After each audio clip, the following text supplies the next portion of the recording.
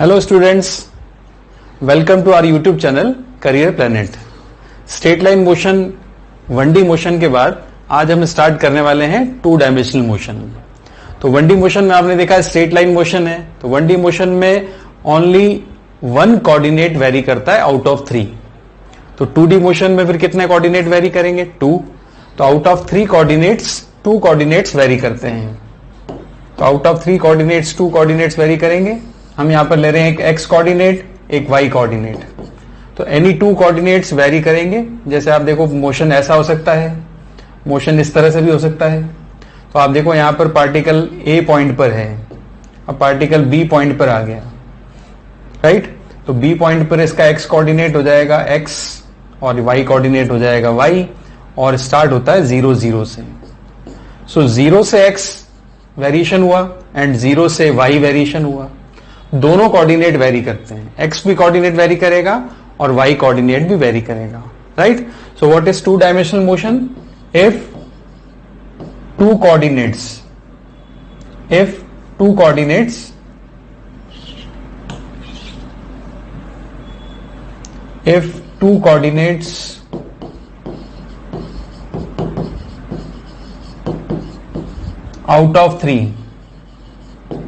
out of 3 x y z out of 3 varies,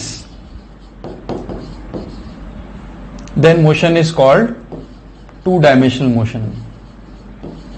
Then motion is called 2 dimensional 2D motion। Short में लिख सकते हैं 2D motion means 2 dimensional motion। और इसको motion in plane भी कहते हैं, बिकॉज ये y है, ये एक्स वाई है। तो ये जो मोशन आपको दिख रहा है ये एक्स वाई प्लेन में पॉसिबल है, एक्स और वाई प्लेन में चल रहा है। तो एक्स और वाई प्लेन में मोशन होगा, चाहे किस तरह का मोशन हो, कर्व मोशन हो, सर्कुलर मोशन हो, इस तरह का मोशन प्रोजेक्टाइल मोशन कहलाता है। तो ये सब मोशन 2D मोशन में आते हैं, जिसमें 2 कोऑर्डिनेट्स वेरी करेंगे, एक एक्स कोऑर्डिनेट और एक वाई कोऑर्डिनेट। नाउ इसमें हम आगे चलें तो हम पढ़ सकते हैं, इसके अंदर आप देखो, आपने इक्वेशंस ऑफ मोशन पढ़ी थी, इक्वेशंस ऑफ मोशन। तो इक्वेशंस ऑफ मोशन में आपने पढ़ा, इक्वेशंस ऑफ मोशन में आपने से फर्स्ट इक्वेशन पढ़ी। फर्स्ट इक्वेशन थी v equals to u plus AT। अब स्ट्रेट लाइन मोशन में, 1D मोशन में आपने इसका वेक्टर फॉर्म काम में नहीं लिया था, बट बिकॉज ये 2D है, इसमें x कोऑर्डिनेट भी वेरी कर रहा है, y भी वेरी कर रहा है, दो डायरेक्शन है, x डायरेक्शन है, y डायरेक्शन है। तो हम यहां पर इनको वेक्टर फॉर्म में यूज करेंगे, v u and a। So v की वैल्यू अगर लिखे हम 2 कोऑर्डिनेट्स में एक साथ, तो vx i cap plus vy j cap. ये आ गया आपका vx और vy वेक्टर फॉर्म में, vx और vy। तो v की वैल्यू हो गई vx i डायरेक्शन में और vy j डायरेक्शन में। सिमिलरली u क्या होता है? Initial velocity. ये भी इनिशियल वेलोसिटी x डायरेक्शन की होगी ux और y डायरेक्शन की होगी uy j cap. Then acceleration भी सिमिलर, 2 होंगे, x डायरेक्शन का ax एंड y डायरेक्शन का ay j कैप, राइट। तो इस तरह से हमने इक्वेशन यूज की और वेक्टर फॉर्म में यूज की। तो हम इजीली अब इस इक्वेशन को स्प्लिट कर सकते हैं। अगर आपको vx चाहिए ओनली, तो आप लिख सकते हो ux प्लस axt, मतलब x कोऑर्डिनेट का सब वैल्यूज एक साथ लेंगे, और y कोऑर्डिनेट चाहिए, vy चाहिए, y कोऑर्डिनेट मतलब y डायरेक्शन की वेलोसिटी चाहिए, तो uy लेंगे, तो a भी कौन सा लेंगे? ay लेंगे इंटू t। तो आपने यहां से vx निकाल लिया, यहां से vy निकाल लिया, तो फाइनल वेलोसिटीज दोनों की निकल गई, राइट। अब ये थी आपकी फर्स्ट इक्वेशन। अब अगर हम सेकेंड इक्वेशन पे चलें, तो सेकेंड इक्वेशन होती है s equals to ut plus half a t square.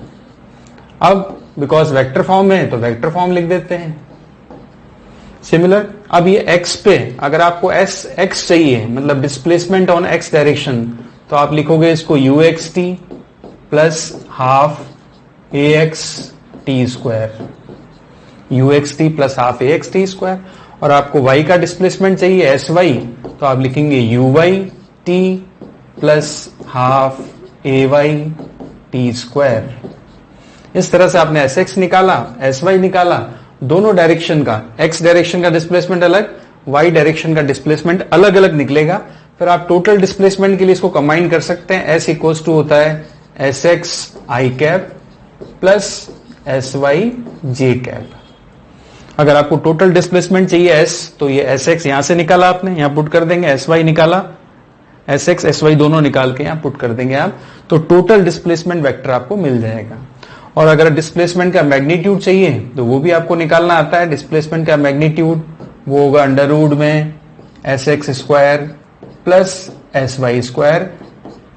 ये वेक्टर का बेसिक चीज है जो आपको पता है कि किसी वेक्टर का मैग्नीट्यूड कैसे निकालते हैं, ये भी हम इसमें यूज करेंगे। नाउ इक्वेशन ये आपने यूज की सेकेंड इक्वेशन। अब इक्वेशन थर्ड को भी हम इसी तरह से यूज कर सकते हैं 2 डायमेंशन में। इक्वेशन थर्ड आपने लिखी थी पहले v square equals to u square plus 2as। Third equation v square equals to u square plus 2as। अब इसको भी यहां पर वेक्टर फॉर्म में लिखना पड़ेगा क्योंकि वेलोसिटी vx की अलग है, vy की अलग है। u भी वेक्टर फॉर्म में लिखना पड़ेगा, a भी वेक्टर फॉर्म में लिखना पड़ेगा, s भी वेक्टर फॉर्म में लिखना पड़ेगा, बिकॉज x और y दोनों डायरेक्शन में 2 डायमेंशनल मोशन है ये। सो अगर आपको vx वेलोसिटी चाहिए तो vx स्क्वायर, u कौन सा लेंगे ux स्क्वायर, 2a कौन सा लेंगे ax, और डिस्प्लेसमेंट भी कौन सा लेंगे sx। सब में x लगाना है। अगर आप x डायरेक्शन पे x डायरेक्शन के लिए वेलोसिटी x डायरेक्शन के लिए थर्ड इक्वेशन यूज कर रहे हो तो सभी के लिए आपको x क्वांटिटीज को ही यूज करना है। सिमिलर y एक्सिस पे जाएंगे तो y एक्सिस की फाइनल वेलोसिटी चाहिए तो हम लेंगे uy square plus 2ay sy। सब चीजें हम y वाली लेंगे यहां पर। सो ये 2D मोशन में हर चीज 2 पार्ट में स्प्लिट हो जाती है। 2 डायमेंशनल मोशन है, पहला x डायरेक्शन में होगा, दूसरा y डायरेक्शन में होगा। 2 डायमेंशनल है, यहां पे दोनों कंबाइन होंगे। तो अगर आपको vx vy की वैल्यू मिल गई तो आप v की वैल्यू निकाल सकते हो। Again vx i cap plus vy j cap. Velocity vector चाहिए ऐसे निकाल लो, और वेलोसिटी का मैग्नीट्यूड चाहिए तो आपको पता है वेक्टर फॉर्म का मैग्नीट्यूड कैसे निकालते हैं, under root vx square plus vy square. यहां से वेलोसिटी वेक्टर का मैग्नीट्यूड भी निकाल सकते हैं।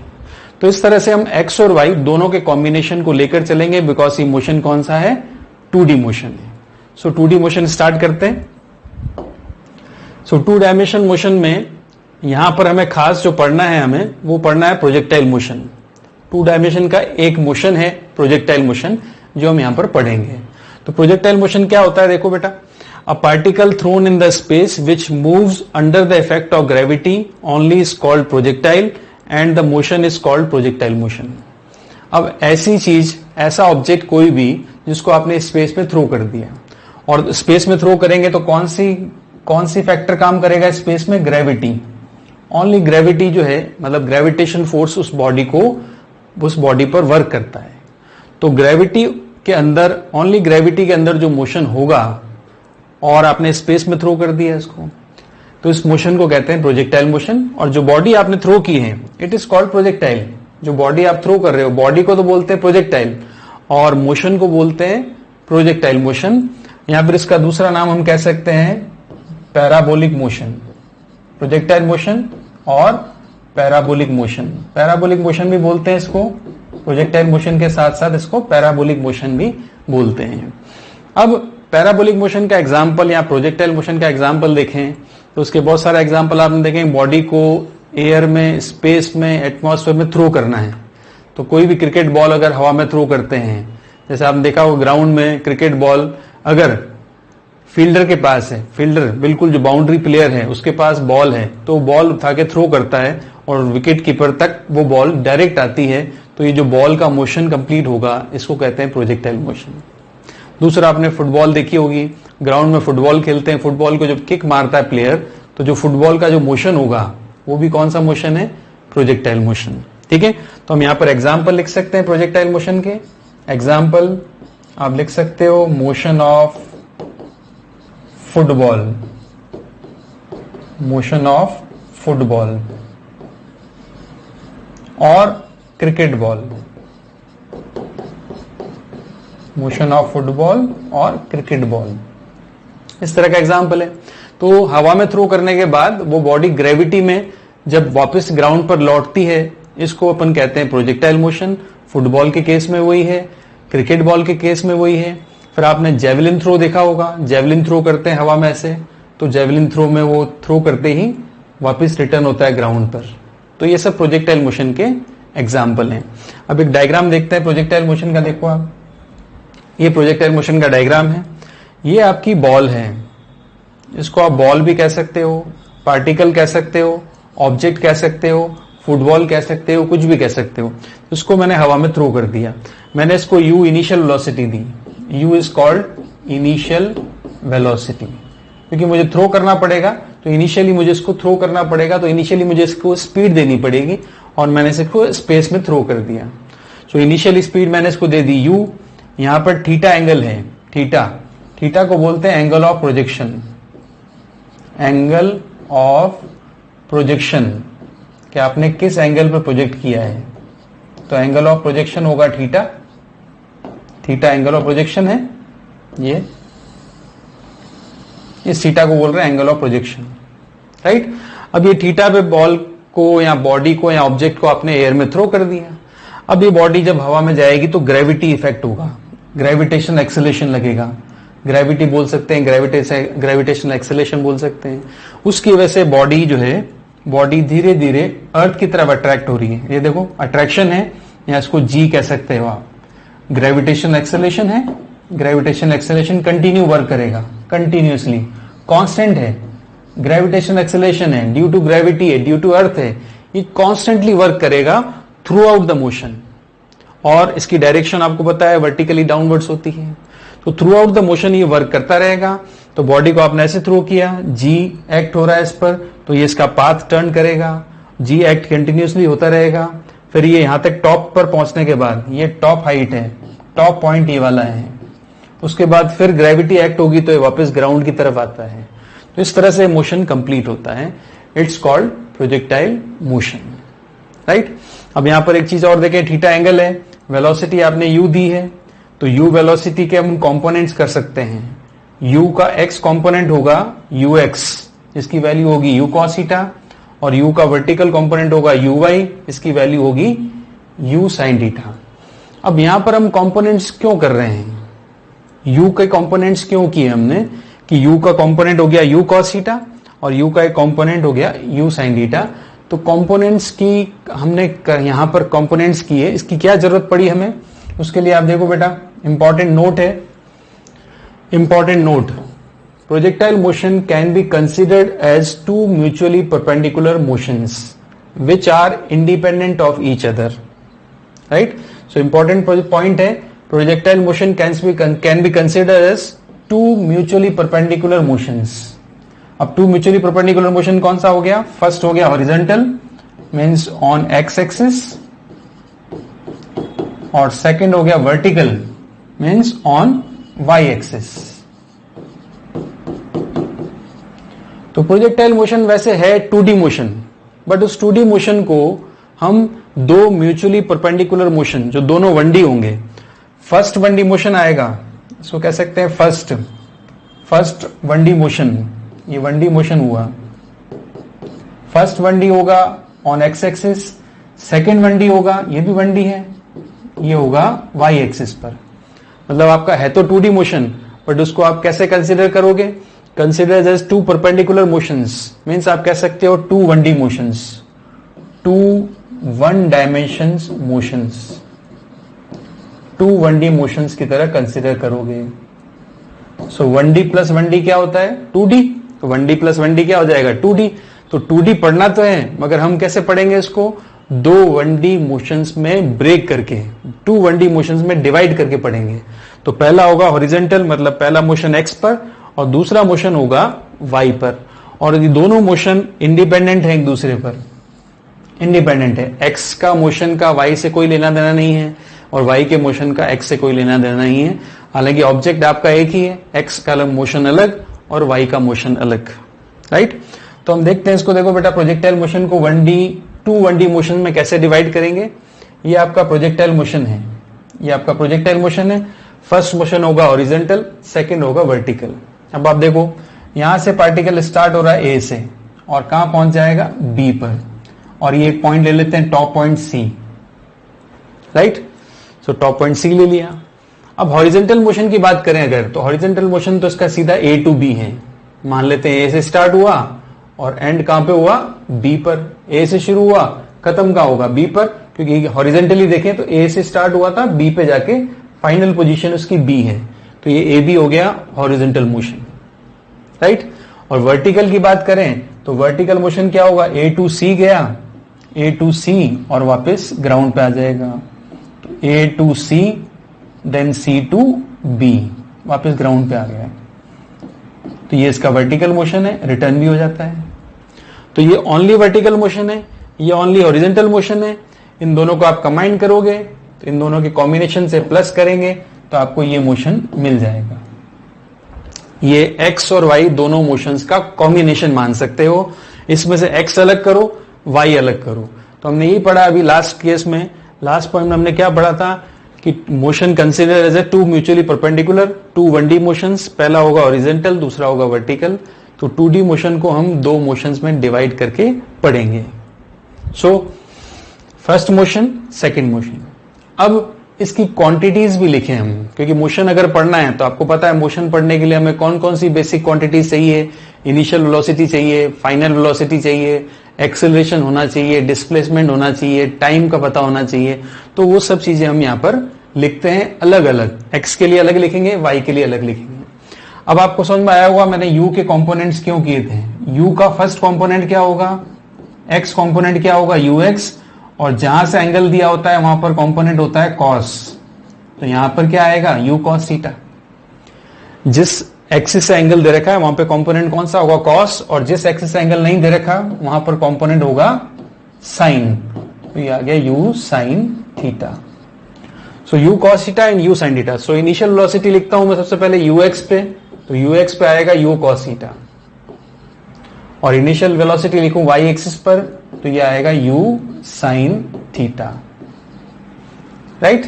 यू साइन थीटा अपवर्ड्स रहेगा और यू कॉस थीटा इस तरह से रहेगा हॉरिजेंटल डायरेक्शन में।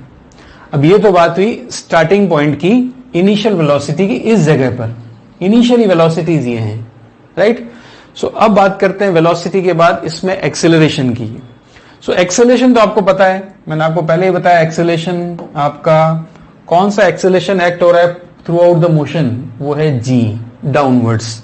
वो कौन सी एक्सिस पर है, जी कौन सी एक्सिस पर कंसीडर होगा, वाई एक्सिस पर, right.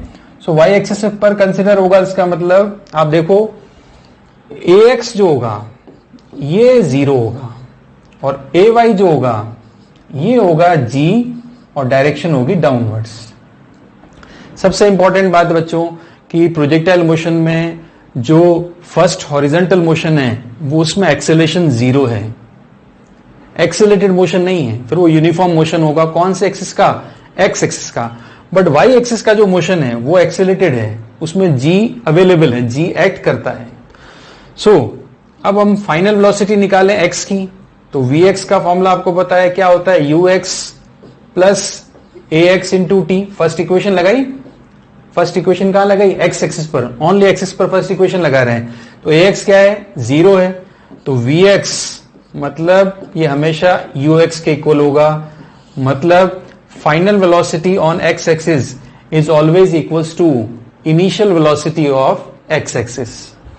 Through out the motion velocity final on x axis हमेशा किसके इक्वल रहेगी, यू एक्स के। इसका मतलब यहां पर वेलोसिटी यू कॉस थीटा है, जब पार्टिकल यहां पहुंचेगा तब भी उसकी वेलोसिटी यू कॉस थीटा होगी, जब पार्टिकल यहां पहुंचेगा तब भी उसकी वेलोसिटी यू कॉस थीटा होगी, और जब पार्टिकल फाइनल पॉइंट में यहां आ जाएगा बी पॉइंट पर, बी पॉइंट पे आ जाएगा, जब फाइनली पार्टिकल बी पॉइंट पे आ जाएगा तब भी आप उसकी वेलोसिटी देखोगे वी वाई जो होगा वो वापस से क्या होगी, यू कॉस थीटा होगी। So through out the motion final velocity on x axis, important बात है बेटा ध्यान से सुनना, through out the motion final velocity on x axis हमेशा किसके इक्वल होगी, इनिशियल वेलोसिटी के, जो क्या है, यू कॉस थीटा है। सो इसका मतलब एक्स एक्सिस की वेलोसिटी हो गई यू कॉस थीटा, जो आप कह सकते हो कांस्टेंट है, ये कभी नहीं बदलेगी, because acceleration on x axis 0 है। दोनों पॉइंट इंपॉर्टेंट है एक्स के लिए, तो x का मोशन आपका यूनिफॉर्म मोशन हो गया, एक्सेलरेशन नहीं है तो एक्सेलरेटेड मोशन नहीं है, तो इजी मोशन हो जाएगा, आप इजीली इसको सॉल्व कर सकते हैं। तो ux हो गया, ax हो गया, vx। अब यहां पर जो vy होगा, बिकॉज ये तो एक्सेलरेशन आ गया, तो vy जो होगा यहां पर वो आप यूज करोगे, vy इक्वल्स टू क्या होगा, फर्स्ट इक्वेशन लगाएं तो vy इक्वल्स टू होगा uy plus ayt, uy plus ayt। अब ay की वैल्यू है तो vy की वैल्यू तो टाइम पे डिपेंड करेगी, तो vy totally depends upon time. vy आपको किस टाइम पर चाहिए, ये स्पेशली डिपेंड करता है टाइम पर, कितने टाइम पर। जैसे यहां पर टाइम 0 है तो 1 सेकेंड बाद पार्टिकल यहां होगा, 2 सेकेंड बाद यहां होगा, 3 सेकेंड बाद यहां होगा, 4 सेकेंड बाद यहां होगा, कुछ भी होगा। तो अलग अलग टाइम पे अलग अलग फाइनल वेलोसिटी निकलेगी, बट वो कौन सी एक्सिस पर, y पर। x पे तो फाइनल वेलोसिटी सेम रहेगी, x पे तो हम कहते हैं कि भैया फाइनल वेलोसिटी कांस्टेंट रहती है, बदलती नहीं है, बट y एक्सिस की वेलोसिटी बदलेगी, बिकॉज और ये बदलेगी किसके हिसाब से, टाइम के हिसाब से। 1 सेकेंड पे अलग, 2 सेकेंड पे अलग, 3 सेकेंड पे अलग, जब चाहिए आपको आप निकाल सकते हो, राइट। सो u आ गया, ay आ गया, vy आ गया। अब हम बात करें डिस्प्लेसमेंट की, तो इसका डिस्प्लेसमेंट होगा sx, x डायरेक्शन का डिस्प्लेसमेंट sx, जो आप इक्वेशन यूज करके निकाल सकते हो। ये होगा ux into T plus half, a होता है तो 0 हो गया ना, तो और इसका डिस्प्लेसमेंट भी निकाल सकते हो sy, तो ये भी आराम से निकल जाएगा, uy into T plus half ay into T square. तो इसमें तो सब में ay यूज हो रहा है, इसमें ay ax इसमें 0 रहेगा, इसलिए यहां भी 0 आ गया और ये भी 0 हो गया, राइट। सो इस तरह से हम प्रोजेक्टाइल मोशन को दो म्यूचुअली परपेंडिकुलर मोशन, एक हॉरिजॉन्टल एक वर्टिकल, हॉरिजॉन्टल को आप x एक्सिस पे भी बोल सकते हो और वर्टिकल को y एक्सिस पे बोल सकते हो। इसलिए मैंने ux uy ax ay vx vy sx sy use किया है, right. So vertical motion on y axis और horizontal motion on x axis. इस तरह से 2D मोशन को दो अलग अलग 1D मोशंस में डिवाइड करके हम पढ़ते हैं, राइट। अब हम स्टार्ट करते हैं आगे नेक्स्ट। अब देखो, आप इसमें सबसे पहले फर्स्ट क्वांटिटी जो इसके लिए चाहिए होगी उसको कहते हैं वर्टिकल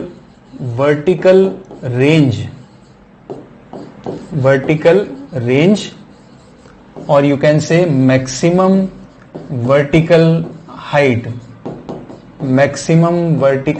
हाइट, क्योंकि आप बॉडी को थ्रो कर रहे हो एयर में, स्पेस में, तो बॉडी क्या होगी, एक हाइट तक जाएगी, पर्टिकुलर हाइट तक।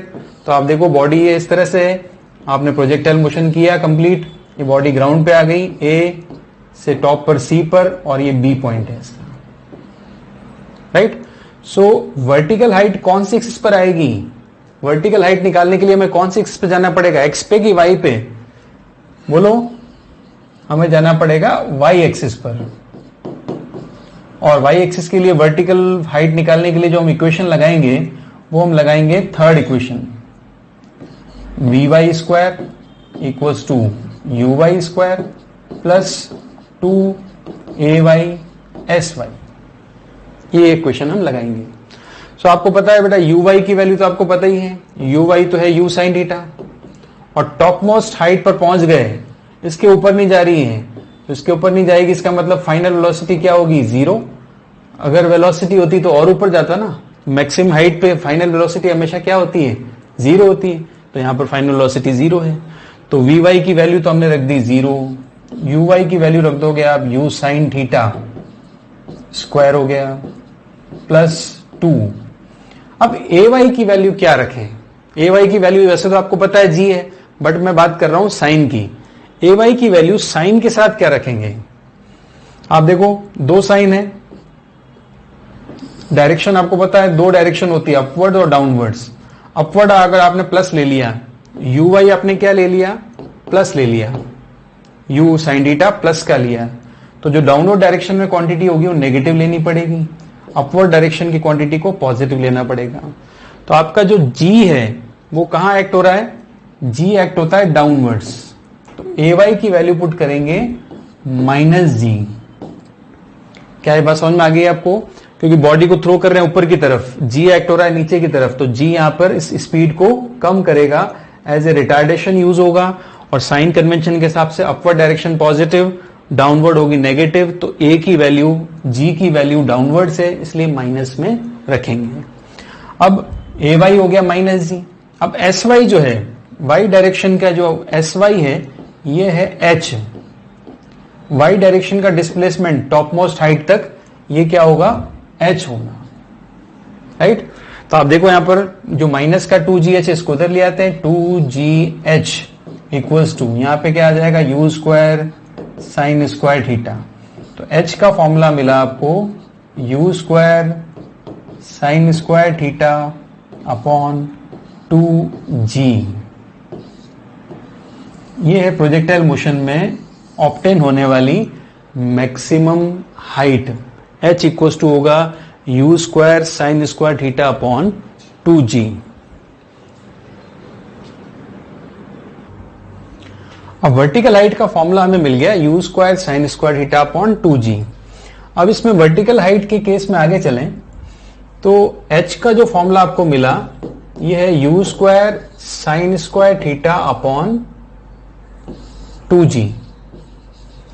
ये प्रोजेक्टाइल मोशन में ऑब्टेन होने वाली मैक्सिमम हाइट है, जो प्रोजेक्टाइल मोशन है जिसमें थीटा एंगल ऑफ प्रोजेक्शन है। आपसे इस बार कई बार आपसे मैक्सिमम हाइट पूछ लेते हैं, एच मैक्स, तो ऑब्जेक्ट को कितना मैक्सिमम हाइट तक थ्रो कर सकते हैं। तो एच मैक्स के लिए आपको पता है साइन थीटा की मैक्सिमम वैल्यू क्या होती है, 1। तो एच मैक्स की वैल्यू आप यूज करेंगे यू स्क्वायर बाई 2g, ये एच मैक्स की वैल्यू है। बट इसमें कंडीशन है कि थीटा, प्रोजेक्टाइल मोशन का जो थीटा होगा वो होना चाहिए 90 डिग्री। साइन 91 होता है, तो साइन 91 तो ये 1 हो गया, तो एच मैक्स की वैल्यू आ गई you square by 2g। But इसमें बॉडी को सीधा थ्रो करना पड़ेगा 90 डिग्री पर। ये जो एंगल ऑफ प्रोजेक्शन है थीटा, ये 90 है। तो आपसे अगर पूछा जाए कि बॉडी की मैक्सिमम हाइट ये है, वर्टिकल रेंज अगर ये है, या मैक्सिमम हाइट जो प्रोजेक्टाइल मोशन में ऑब्टेन होती है वो तो ये है ही सही। आपसे पूछा जाए कि बॉडी को कितनी मैक्सिमम हाइट ऑब्टेन कर सकती है, तो उसके लिए थीटा क्या रखोगे, angle of projection should be 90, और तब एच मैक्सिमम आएगा यू स्क्वायर बाई 2g। अब बॉल को मैं ऐसे थ्रो कर रहा हूं थीटा एंगल पे, तो कम हाइट पे जाएगी। अब मैं सारी स्पीड बॉल को ऊपर थ्रो करने में लगा दूंगा, तो हाइट मैक्सिमम अटेन कर सकती है ना। उसका फॉर्मूला है यू स्क्वायर बाई 2g। तो एच मैक्स और maximum height in projectile motion, इसमें कंफ्यूज नहीं होना, दोनों चीजें अलग अलग है। ये एच मैक्स की वैल्यू है कि इसमें थीटा एंगल 90 होना चाहिए, और नॉर्मली प्रोजेक्टाइल मोशन में एच मैक्स इसको कहते हैं। ये हाइट है एच मैक्स, या कैपिटल एस से लिख रहे हैं, क्योंकि हाइट तो इसमें और भी तो है, हाइट तो ये भी है, ये भी है, हाइट तो ये भी है। तो बॉडी कई जगह पर है, कई हाइट पे बॉडी है, मगर मैक्सिमम हाइट कौन सी होती है, ये वाली। तो maximum height in projectile motion को एस से लिखते हैं, और यूं अगर एच मैक्स लिखा जाए मतलब बॉडी कितनी हाइट तक जा सकती है, तो उसके लिए थीटा 90 रखकर आप ये फॉर्मूला यूज कर सकते हैं, राइट। तो कंफ्यूज ना हो, एच मैक्स और एच में दोनों में अलग अलग रिलेशन है, दोनों चीजें अलग अलग है। एच मैक्स मतलब थीटा 90 पे रखकर थ्रो करना है, और एच मतलब प्रोजेक्टाइल मोशन की मैक्सिमम हाइट है। नॉर्मल हाइट और भी है, मैक्सिमम हाइट एच है। So now next quantity, second number के प्रोजेक्टाइल मोशन में सेकेंड नंबर पर जो क्वांटिटी पढ़ेंगे हम, वो है time of flight. Time of flight, तो टाइम ऑफ फ्लाइट को लिखते हैं कैपिटल टी से। सो टाइम ऑफ फ्लाइट क्या होता है, it is time for which body or object or projectile remains in air, for which body remains in air, मतलब जितनी देर के लिए बॉडी हवा में रहती है उसको कहते हैं टाइम ऑफ फ्लाइट। अब टाइम ऑफ फ्लाइट निकालने के लिए हमें वापस कहां जाना पड़ेगा, प्रोजेक्टाइल मोशन में आपको पता है प्रोजेक्टाइल मोशन ऐसे कंप्लीट हो रहा है, ए से टॉप तक सी और सी के बाद बी। तो ए टू सी जाना और सी टू बी आना, इस तरह से ए टू सी जाना और सी टू बी आना, A to C then C to B. अब time of flight total time है। टाइम ऑफ फ्लाइट यहां पर आप देखो, टी टाइम ऑफ एसेंट मतलब ऊपर तक जाने का टाइम, और ऊपर तक पहुंचने के बाद जब वापस बॉडी नीचे आएगी तो टाइम ऑफ डिसेंट, ये वाला टाइम, ये टोटल हमें ऐड करना पड़ेगा। तो टाइम ऑफ फ्लाइट के लिए बात करें तो time of ascent plus time of descent, तो टोटल टाइम ऑफ फ्लाइट आएगा TA time of ascent plus TD time of descent. हालांकि आपको पता है दोनों टाइम इक्वल होते हैं, तो मैं लिख सकता हूं T प्लस T, ये दोनों टाइम इक्वल होंगे।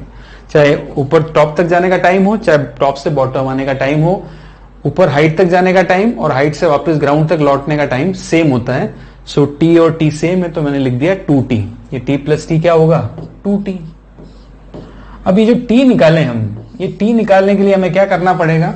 T निकालने के लिए हमें y एक्सिस पर जाना पड़ेगा, ऑन y एक्सिस, और y एक्सिस में हमें लगानी पड़ेगी first equation Vy equals to uy plus AyT। On y axis केवल टाइम ऑफ एसेंट की बात कर रहा हूं, A टू C के लिए मैं लिख देता हूं, देखो A टू C। अब C पॉइंट पर आपको पता है टॉप पॉइंट पर वेलोसिटी क्या होती है, अभी थोड़ी देर पहले मैंने बताया था Vy टॉप पॉइंट पे क्या होता है? 0, और A पॉइंट पे u साइन थीटा। ये इनिशियल स्पीड है और ये टॉप पॉइंट पर फाइनल स्पीड क्या होती है? 0। तो मैं वैल्यू पुट कर दूं, फाइनल स्पीड 0 है टॉप पॉइंट पे, initial speed u sine theta है। Ay की वैल्यू आपको पता है, Ay की वैल्यू हमने -g ली है, और ये आ गया T, एक time of accent. So T की वैल्यू आ गई u sine theta upon g, u sine theta upon g। इसको हम केवल टाइम ऑफ एसेंट कह सकते हैं, ये टाइम ऑफ एसेंट है, और इतना ही सेम टाइम ऑफ डिसेंट भी होगा। तो टाइम ऑफ फ्लाइट की वैल्यू है 2T, तो टाइम ऑफ फ्लाइट का फॉर्मूला हमने डिराइव किया, ये वैल्यू आएगी 2u sine theta upon g। ये है time of flight, 2u sine theta by g। So time of flight, इतनी देर बाद बॉडी ग्राउंड पे रिटर्न होती है, टाइम ऑफ फ्लाइट का फॉर्मूला हो गया 2u sine theta by g। सो पहला फॉर्मूला पढ़ा हमने वर्टिकल हाइट, वर्टिकल रेंज का, मैक्सिमम हाइट का। दूसरा फॉर्मूला है टाइम ऑफ फ्लाइट का। अब प्रोजेक्टाइल मोशन का जो थर्ड इंपॉर्टेंट फॉर्मूला है, थर्ड इंपॉर्टेंट फॉर्मूला है, इसको बोलते हैं horizontal range. Horizontal range, horizontal range R से लिखते हैं इसको, ठीक है। तो हॉरिजॉन्टल रेंज मतलब होगा the maximum displacement, the maximum displacement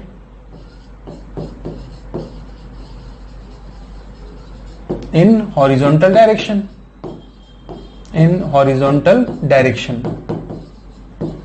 the maximum displacement in horizontal direction। अब आप समझ सकते हो, देखो मैक्सिमम डिस्प्लेसमेंट हॉरिजॉन्टल डायरेक्शन कौन सा है? बॉडी को आपने थ्रो किया था, बॉडी को आपने यहां से थ्रो किया है, बॉडी यहां पर आके मिलती है, यहां पे आके गिरती है, तो ये जो डिस्टेंस आएगी पूरी कंप्लीट, इसको कहते हैं हॉरिजॉन्टल रेंज।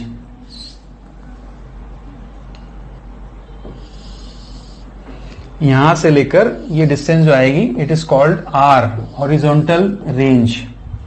ये पूरी डिस्टेंस, बॉडी को यहां से थ्रो किया, बॉडी यहां मिलेगी, it is called horizontal range. So इस रेंज का फॉर्मूला हमें निकालना है, इस रेंज का फॉर्मूला निकालना है, मैक्सिमम हॉरिजॉन्टल रेंज।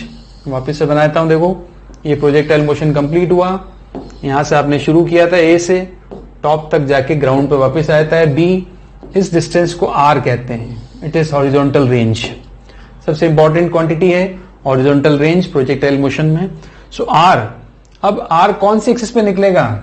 बता सकते हैं इजीली, ऑन X एक्सिस पे निकलेगा। ये तो X एक्सिस पे जाना पड़ेगा इक्वेशन लगाने, और कौन सी इक्वेशन लगाएं? क्योंकि रेंज है, रेंज मतलब डिस्प्लेसमेंट है, मैक्सिमम डिस्प्लेसमेंट है, इसलिए हम SX सेकेंड इक्वेशन लगाएंगे X एक्सिस पर, UXT plus half AX T square. हमने लगाई सेकेंड इक्वेशन कौन से एक्सिस पर? X एक्सिस पर। तो SX की वैल्यू मैंने लिख दी R, UX की वैल्यू मुझे पता है U cos थीटा। अब टाइम, टाइम क्या रखें? यहां से टाइम 0 होता है, और जब बॉडी यहां पहुंचती है तो यहां पर टाइम क्या हो जाएगा? क्योंकि बॉडी का मोशन कंप्लीट हो चुका है, बॉडी ग्राउंड टू वापस ग्राउंड पे आ चुकी है, तो इसको टाइम ऑफ फ्लाइट कहेंगे। टाइम कितना लग जाएगा? टाइम ऑफ फ्लाइट के इक्वल लग जाएगा।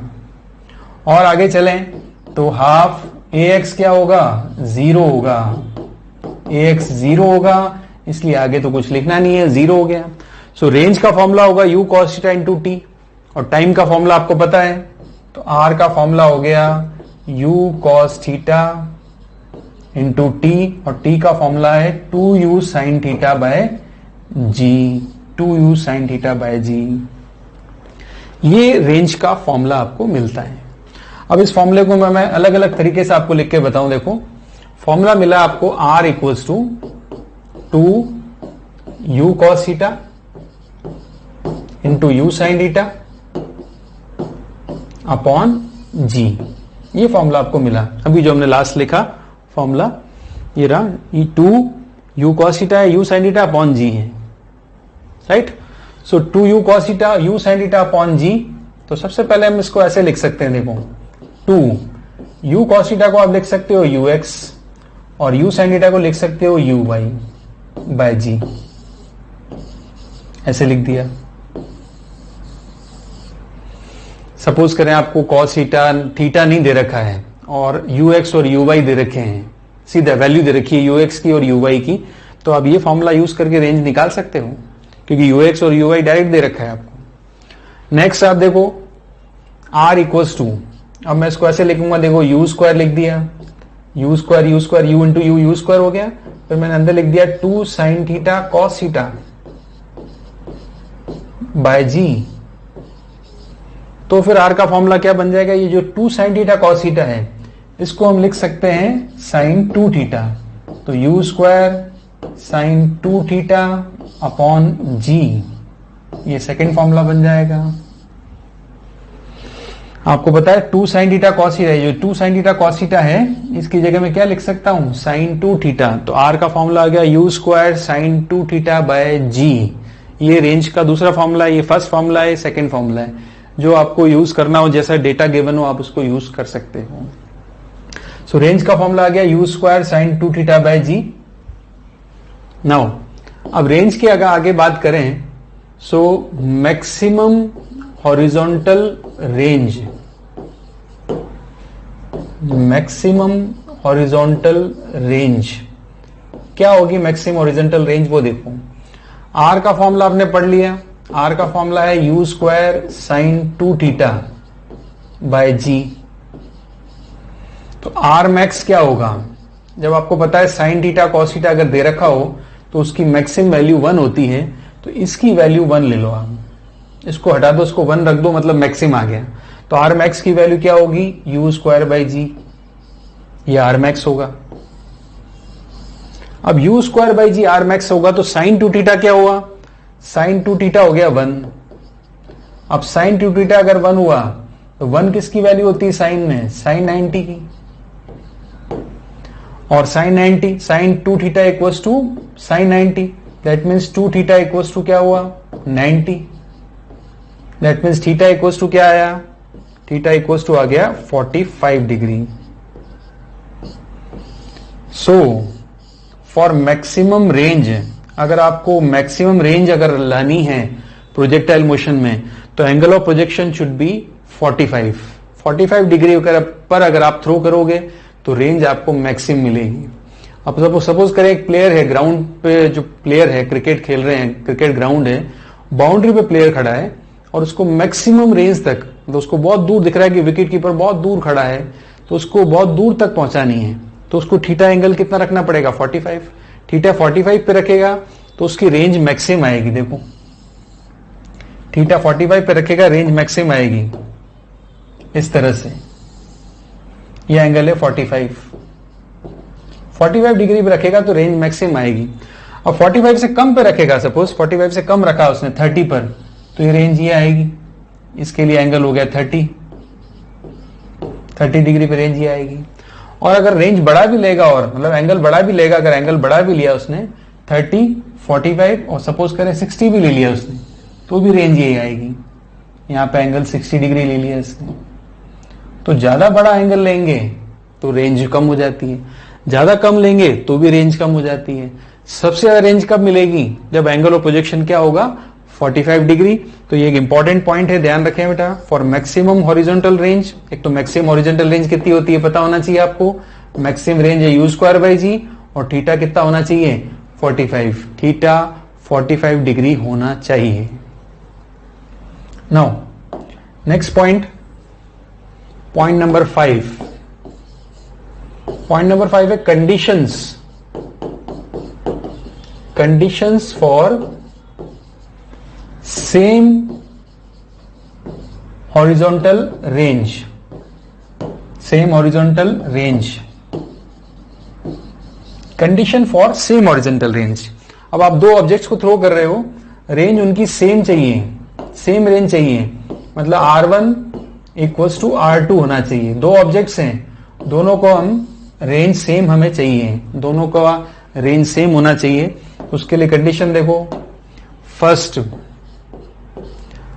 के लिए आएगा θ1 इक्वल्स टू थीटा, मतलब फर्स्ट बॉडी को आप थीटा एंगल पे थ्रो करो तो R1 मिलेगा। सेकेंड बॉडी को आप, जो सेकेंड बॉडी का एंगल ऑफ प्रोजेक्शन होगा ये होगा 90 माइनस थीटा, तो R2 मिलेगा, और R1 इक्वल्स टू क्या है R2 है। इसका एग्जांपल ले लें, देखो एग्जांपल देखो, सपोज करें थीटा की वैल्यू है 30 डिग्री, तो 90 माइनस थीटा कितना होगा 60 डिग्री, तो 30 और 60 पर रेंज सेम आएगी, जैसा आपने लास्ट में देखा अभी। देखो 30 पे और 60 पर, 30 और 60 की रेंज सेम आ रही है, ठीक है। तो 30 60 पे रेंज सेम आएगी। 20 अगर लेंगे 20 डिग्री तो यहाँ पे 70 डिग्री आएगा, 10 डिग्री लेंगे तो यहाँ पे 80 डिग्री आएगा। मतलब आप समझ गए, एक थीटा लेंगे तो दूसरा 90 माइनस थीटा होगा, तो रेंज क्या आएगी सेम आएगी, सेम रेंज रहती है, ठीक है।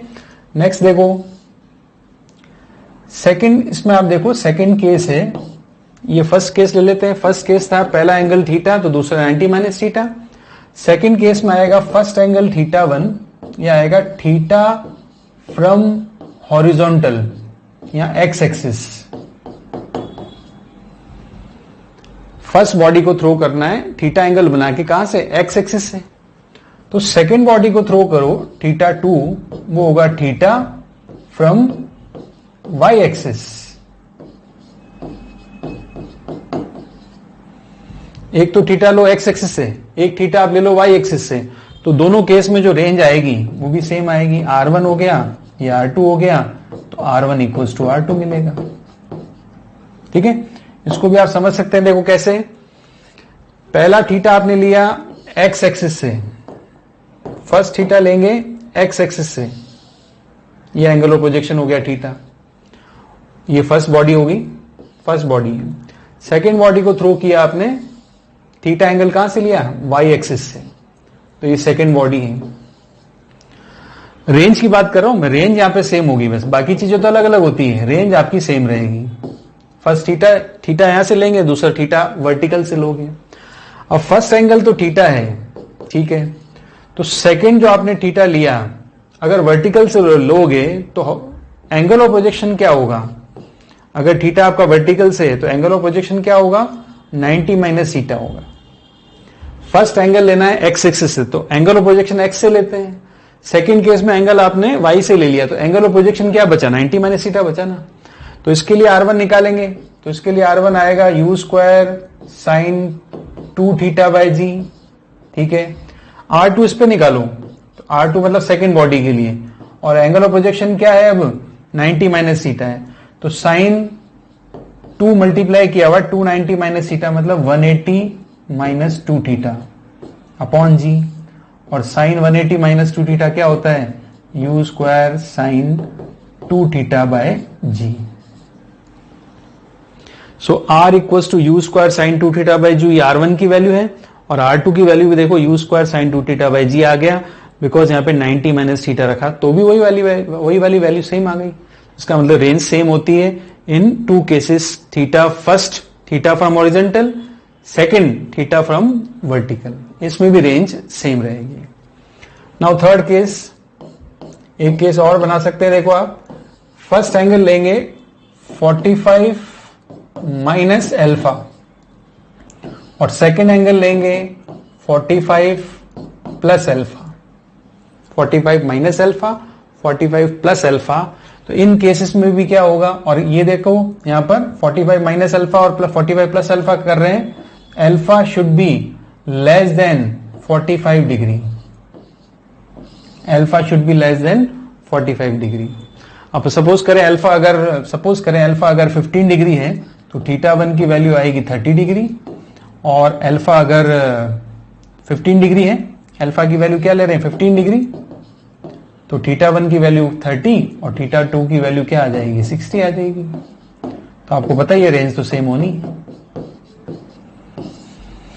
तो ये कंडीशन थी फॉर सेम रेंज की कंडीशन थी। तो हॉरिजॉन्टल प्रोजेक्टाइल मोशन, आपने प्रोजेक्टाइल मोशन आपने जो पढ़ा, इसमें आपने सबसे पहला फॉर्मूला पढ़ा आपने रेंज का। प्रोजेक्टाइल मोशन में सबसे पहला फॉर्मूला आपने पढ़ा है रेंज के लिए। सबसे पहला फॉर्मूला रेंज कौन सी है, वर्टिकल रेंज या मैक्सिमम वर्टिकल हाइट, वो है h equal to u square sine square theta upon 2g। Next formula आपने पढ़ा h मैक्स के बाद नेक्स्ट फॉर्मूला आपने पढ़ा है टाइम ऑफ फ्लाइट का। Time of flight, the time for which body remains in air, तो t का फॉर्मूला हो गया 2u साइन थीटा बाई जी, इसको कहते हैं time of flight. Next time of flight के बाद आपने रेंज का फॉर्मूला पढ़ा। तो रेंज का फॉर्मूला मैंने आपको दो तरह से बताया, एक तो हो गया r equal to 2ux ui upon g, और एक होगा you square sine 2 theta by g. ये रेंज का फॉर्मूला है। फिर आपने पढ़ा रेंज के लिए, रेंज मैक्सिमम का फॉर्मूला होता है u square by g, but उसके लिए एंगल ऑफ प्रोजेक्शन क्या होना चाहिए 45 डिग्री। 45 डिग्री पर range, theta from x axis, theta from y axis. और नेक्स्ट हमने पढ़ा थीटा 1 अगर 45 माइनस अल्फा हो और थीटा 2 45 प्लस अल्फा हो। तो प्रोजेक्टाइल मोशन में हमने आज ही पढ़े फॉर्मूले हाइट का, टाइम ऑफ फ्लाइट का, रेंज का। ठीक है, इसके नेक्स्ट लेक्चर में हम इसके न्यूमेरिकल्स करेंगे और इस प्रोजेक्टाइल मोशन को आगे कंटिन्यू करेंगे। इसमें हमें और बहुत कुछ पढ़ना है, मोमेंटम है, एनर्जी है, इक्वेशन ऑफ प्रोजेक्टाइल मोशन है, और काफी सारा इसमें रिमेनिंग है विद न्यूमेरिकल्स। तो मिलते हैं हम नेक्स्ट लेक्चर में, तब तक आप इसको देखें, इसको लर्न करें, इसके डेरिवेशंस को आप ध्यान से देखें, और इसके बाद हम नेक्स्ट लेक्चर में मिलते हैं।